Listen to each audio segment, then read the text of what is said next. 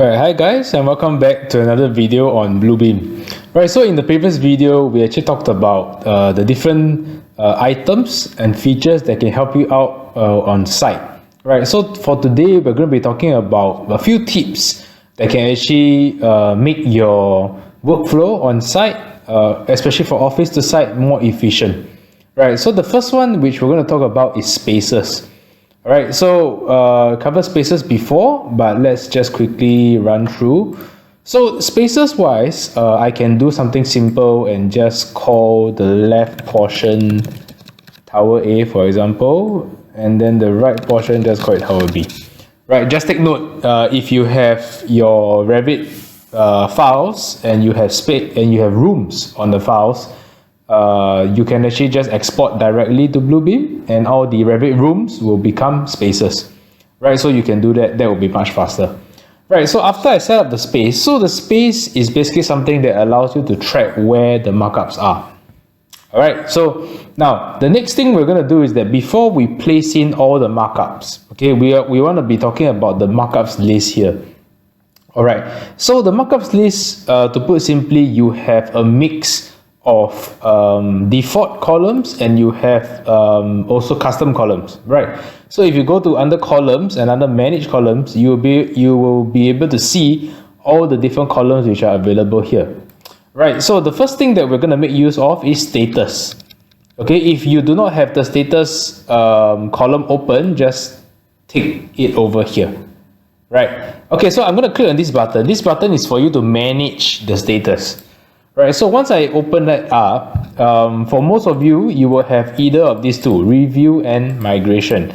So it has some of the standard statuses which Bluebeam has already provided for you. So if your company follows any other standards, any other naming conventions, feel free to add them here. You can just use this add button to add as a group. And after that, each individual group will have their own statuses, which I've already added here as well. Right, so once you make sure the box is ticked, you will be able to use the status. Right, another thing which I want to create is also responsibility. Meaning when I create a defect markup or a punch list, I want to know not only who's the author, that's pretty simple, but I want to know who will be responsible for the work. Right, so something that you can do is actually to create a responsibility column. Alright, so I'm just going to say something simple like responsibility. It will be a choice column. Alright, you have the option of adding in manually one by one, but in my case, I'm just going to be adding in the CSV file which I've created.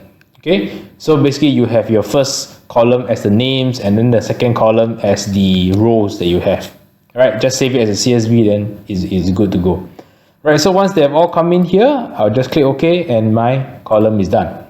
Right, so when you bring it down to site, right, just make sure you have your two chairs loaded onto your iPads as well. And when you walk through the site, so let's say if I come over here and say there's an item here to be fixed, there's one more item here as well, and maybe another tower here. Right, so whatever that I've been doing so far, they are all stored here. So the first things that you can see is that you can segregate by space, so I know which one is under tower B, which one under tower A. Right, I can also assign a status. Okay, but before I do all that, I can set a responsibility here. Right, so I'm going to drag all the way here, right, just to make it clearer for everybody to see. So let's say this hairline cracked to the wall. Okay, I want to set a responsibility and I want to assign it to someone. Alright, so I can just come over here, my responsibility column over here. So here I can just say that, okay, this is the renovation item. Okay, so under here I can just say responsibility should be under Jerome. So if you set up the back end sufficiently, having the subject names of the item in the custom column and also in the item here, if both match, then you will be able to use them. Right, so basically this is supposed to work as a drop down list for you to assign responsibility. So that's number one. Right, the second thing that you can do is that assign a status. So let's say if I say that, okay, there's a status here under general and this is pending review, so I can just place it there, pending review. Okay, so this is a mix. So this is customizing a existing column, and this column is something that you can add on, right? The kind of naming convention you want to do with it, that's really up to you. Right. Okay, so once you have done all these different things, right, you can, let's talk about how do you report certain items, right? So in an earlier video, we covered about having legends, right? So a legend in that case was for measurement, right? I can do the same thing as well for these defects. So if I set up a legend, right, it will open up a legend here, place it here. Right, so from the default setting of the legend, I can choose to turn on a few more things.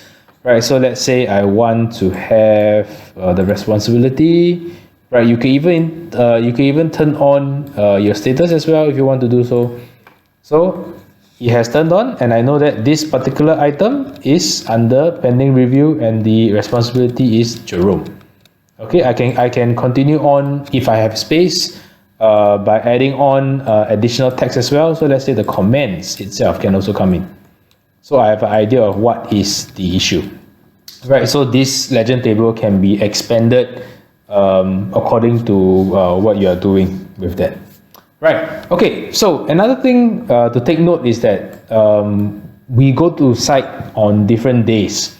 Right, so there may be some times where you want to arrange by date as well.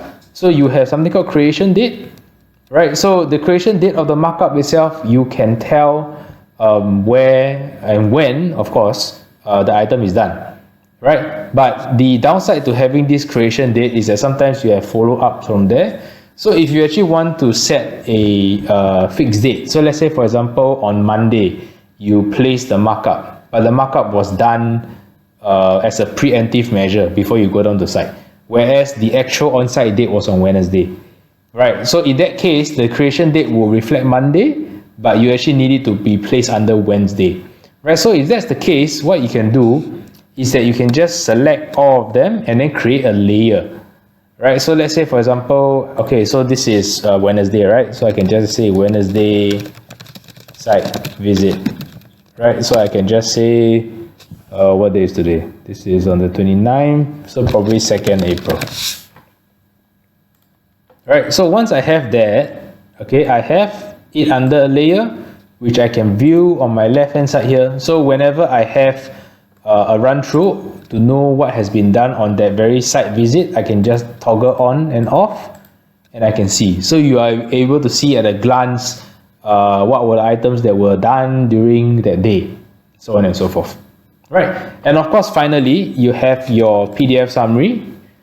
Right, so your PDF summary, you can actually choose to append you can actually choose to arrange the page breaks per creation date. That's for example, so let's say for example if I want to arrange it by space, right, I just have to make sure this is active, and I'll go and create my summary, and they will ask me, do I want to create a page break per space? Right, so I'm going to click OK. Right, so the plus point as for the PDF summary is that it is a PDF and everybody can access the file and open the file actually. Right, so what the person will receive is the drawing itself on the first page and the report at the back. Right, so when they click on it, they will have the hyperlink back to the main drawing on the first page. Right, so I hope these few tips and tricks will help you out.